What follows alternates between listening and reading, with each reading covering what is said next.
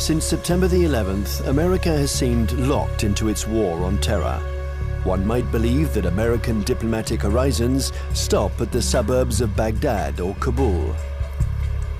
But while focusing on the vestiges of the World Trade Center, the country is secretly preparing for a new conflict, an undeclared war, but one that is the top priority for the intelligence community and the White House.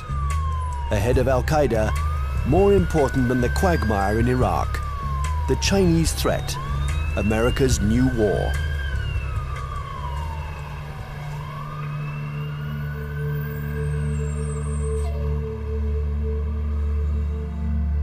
They have a term they call comprehensive national power, which is economic, political, military, all together, cultural.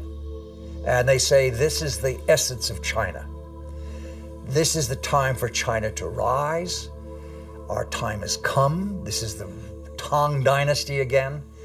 We are a great power. We are a world power.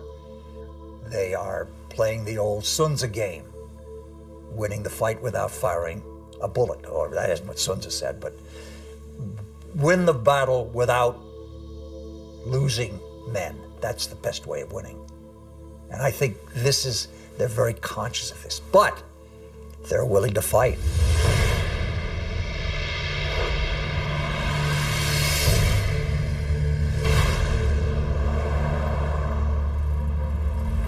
The world will, run by three first-class countries. One is USA, United States of America. Another is USE, United States of Europe. Then the Greater China. At this point, at the current point, I think the possibility to see a USE is very slim. But the USA stay as top one country is something sure, right? And as for the possibility of Greater China, the possibility is something in between. Right?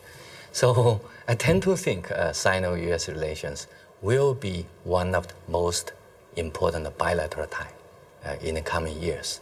And this bilateral tie will decide the nature of international relations in 21st century. If this bilateral tie is confrontation-oriented, then the whole 21st century will be bound by confrontation.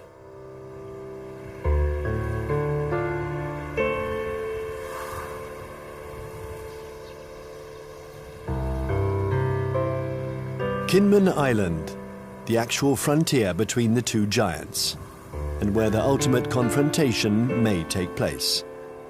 This little island belongs to Taiwan, but it is only 2 kilometers from the Chinese coast. From here, one can see the inaccessible banks of Fujian province, where hundreds of ballistic missiles point at Taipei.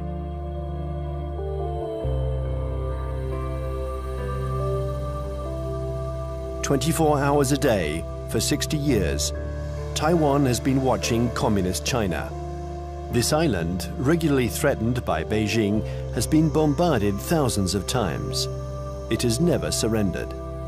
America has sent a message to Beijing. The fall of Kinmen would lead to a direct confrontation. We're in the Strait of Taiwan. It's here that a military clash might one day break out.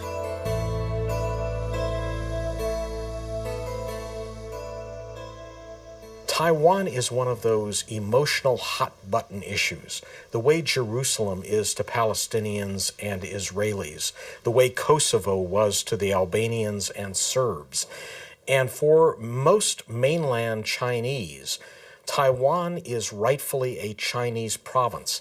This was territory that they believe was stolen from China by Japan in the 1895 war, and that the United States prevented reunification during the early stages of the Cold War because of our opposition to communism.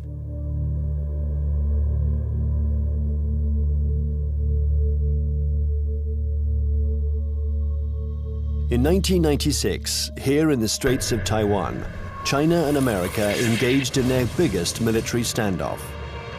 The ongoing elections in Taiwan annoyed the regime in Beijing, so the Chinese army decided to launch huge military maneuvers to test the Americans' reaction.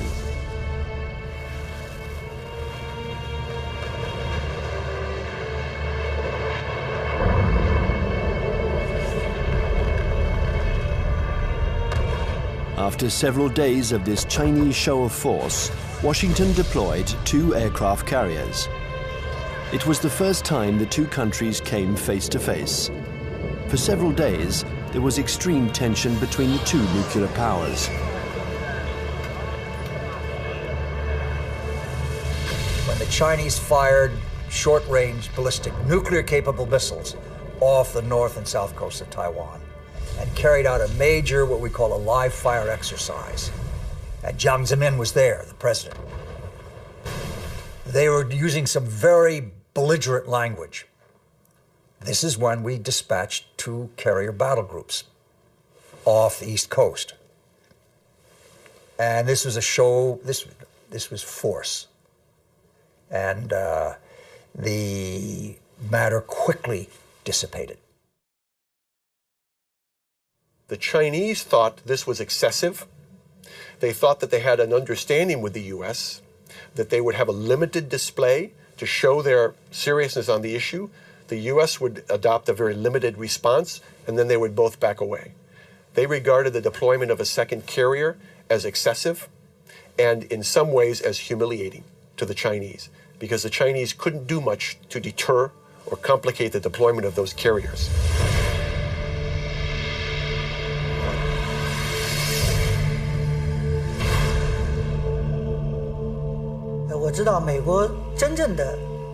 I know this story well, and I can tell you that the truth is very different from the American propaganda.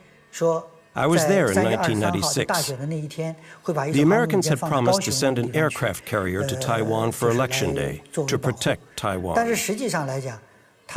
actually, the only American ship near Taiwan was the electronic spy ship Bunker Hill. And it was more than 200 nautical miles away. And the first American aircraft carrier was 600 nautical miles from Taiwan. So the truth is that the Americans announced that they were coming, but they kept their distance. They wanted at all costs to avoid any incident, and they didn't dare approach our army.